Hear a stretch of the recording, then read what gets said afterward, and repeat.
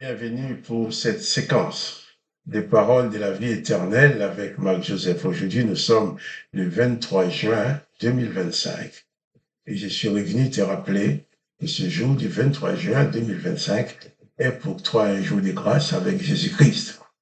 Je te répète encore que Jésus-Christ dit pour toi personnellement, je suis avec toi tous les jours jusqu'à la fin du monde. En aucun cas, Jésus-Christ n'a le projet de t'abandonner. Il veut être avec toi tous les jours jusqu'à la fin du monde.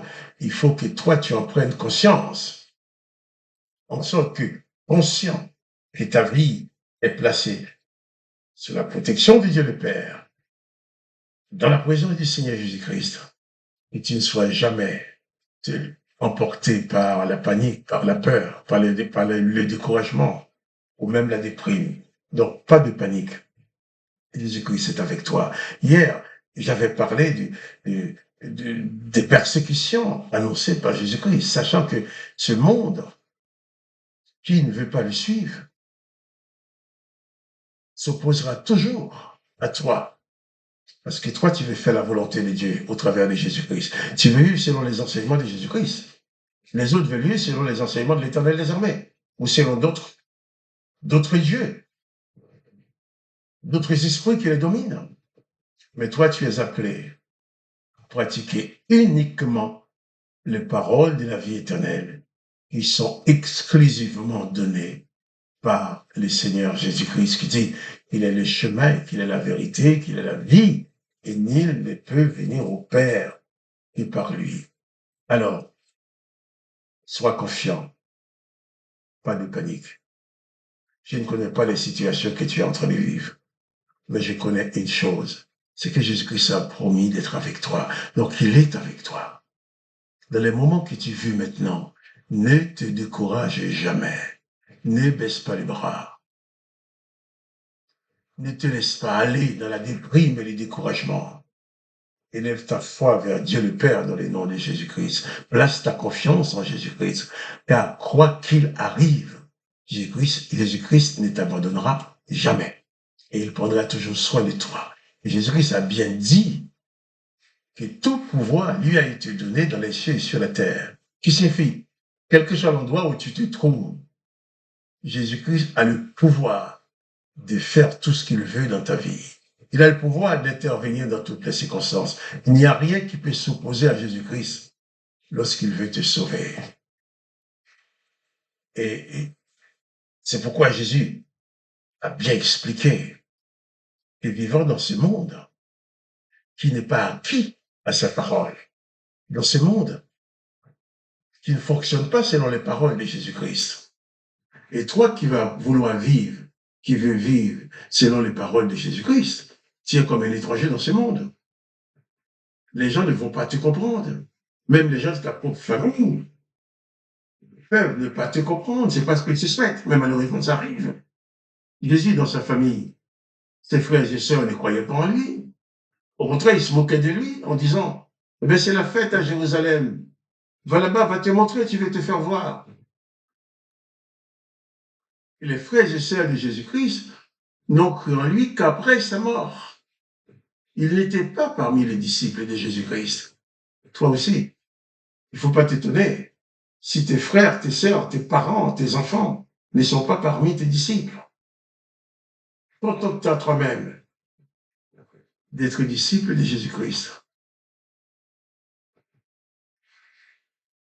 En fournissant tous les efforts nécessaires pour demeurer et pour vivre dans sa parole. J'ai dit faire des efforts, pourquoi? Parce que vivre les enseignements de Jésus-Christ sur la terre parmi les hommes, ce n'est pas la chose la plus facile. Puisque tu vas devoir accepter qu'on se moque de toi. Tu vas devoir accepter qu'on te rejette. Comme je dis même, c'est de ta famille. Jésus-Christ dit même, les frères livreraient son frère à la mort. Même les parents livreront leurs enfants à la mort. Les enfants régneront leurs parents. Parce que ces parents croient en Jésus-Christ. Au verset 22, Matthieu 10, verset 22, Jésus-Christ dit, vous serez haïs de toute sa cause de mon nom. Mais celui qui persévérera jusqu'à la fin sera sauvé. Le but de Jésus-Christ, c'est de t'avertir, de te dire, quoi qu'il arrive, tu dois persévérer dans sa parole, persévérer dans sa volonté jusqu'à la fin, afin que tu sois sauvé. Et au verset 23, Jésus dit ceci. Quand on vous persécuta dans une ville, fuyez dans une autre ville. Je vous l'ai dit en vérité, vous n'aurez pas achevé de parcourir les villes d'Israël et que les fils de l'homme sera venu. C'est fort là. Jésus se trouve parmi un peuple de guerriers. Le peuple d'Israël, le peuple de l'Éternel des armées. Qui les conduit toujours à livrer des guerres dans toutes les circonstances. Et là, Jésus va dire à ses disciples, alors vous n'allez pas livrer la guerre. Vous n'avez pas de bataille physique, bataille matérielle, bataille humaine à gagner. Vous n'allez pas livrer la guerre à ceux qui vous persécutent. Quand on vous persécutera dans une ville, fuyez dans une autre ville. Si Jésus parlait comme l'Éternel des armées, il aurait dit, quand on vous persécute dans une ville, vous devez faire face à l'ennemi, le détruire, pour que vous soyez en paix. Non. Jésus n'autorise pas ses disciples à tuer l'ennemi. Il n'autorise pas ses disciples à faire la guerre, à combattre physiquement avec l'ennemi. Si nous avons un combat à mener dans le nom de Jésus-Christ, c'est un combat spirituel. Jésus-Christ nous dit, si on te persécute dans une ville, ne tue pas les persécuteurs. Fuis dans une autre ville.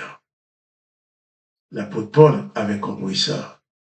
Lui, le rabbin, lui qui, le premier, était très zélé pour tuer les chrétiens, pour les mettre à mort. Lorsque l'apôtre Paul a découvert l'excellence de la présence de Jésus-Christ dans sa vie, il a dit à ceux qui l'écoutaient, vous n'avez pas à lutter contre la chair et le sang, mais contre les esprits mauvais dans les lieux célestes. Voilà. Tu n'as pas à lutter contre les hommes. Tu n'as pas à lutter contre la chair et le sang. Mais le combat que tu as mené, c'est contre les esprits. Et comment gagner le combat contre les esprits mauvais? C'est en te laissant remplir de l'esprit de Jésus-Christ. Car il n'y a que l'esprit de Jésus-Christ qui te donne le pouvoir sur les puissances démoniaques. Jésus ne te demande pas de tuer, mais te dit de fuir dans une autre ville. Peut-être en fuyant dans une autre ville, tu vas trouver d'autres personnes dans cette ville pour parler de Jésus-Christ. Certains vont t'écouter. Et d'autres vont te persécuter. Peut-être ça te poussera à aller encore dans une autre ville. Les disciples de Jésus à Jérusalem, une fois qu'ils ont reçu la puissance du Saint-Esprit, ils voulaient rester sur place. Mais la persécution les a éparpillés. Et ainsi, ils ont annoncé l'évangile ailleurs. Donc, pas de panique face à la persécution. Pas de panique face aux persécuteurs. Ne te dresse pas en guerrier face à tes persécuteurs, ceux qui te persécutent à cause du nom de Jésus-Christ. Tu dois les aimer. Tu dois les bénir. Tu dois seulement fuir dans une autre ville pour continuer ton œuvre. Mais ne sois pas un guerrier. Jésus-Christ ne t'appelle pas à faire la guerre. Mais tu dis fuis dans une autre ville. Et là, tu continueras à parler de lui. On va te persécuter, tu vas fuir encore dans une autre ville. Jusqu'au jour lui-même, il viendra te chercher. Quand il a dit, je m'en vais te préparer une place. Lorsque la place sera prête, je reviendrai et je te prendrai avec moi. C'est la promesse de Jésus-Christ pour toi. Je te dis aujourd'hui, pas de panique. J'ai pris que le Dieu Tout-Puissant, dans le nom de Jésus-Christ, veille sur toi. Et ta vie soit humble et soit remplie de la présence de Jésus-Christ. Et que tu puisses vivre de victoire en victoire malgré les circonstances. Et l'Esprit de Christ en toi te donne la victoire sur tous les mauvais esprits. Et que tu sois un fidèle disciple de Jésus-Christ. Comme Jésus-Christ a dit, le disciple accompli sera comme son maître. Je te souhaite d'être un disciple accompli de Jésus. Et que tu sois comme Jésus-Christ, le Sauveur, ton maître.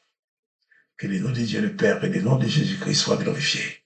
Que toi, tu sois béni. Quant à moi, Marc Joseph, je te dis à demain pour les paroles de la vie éternelle.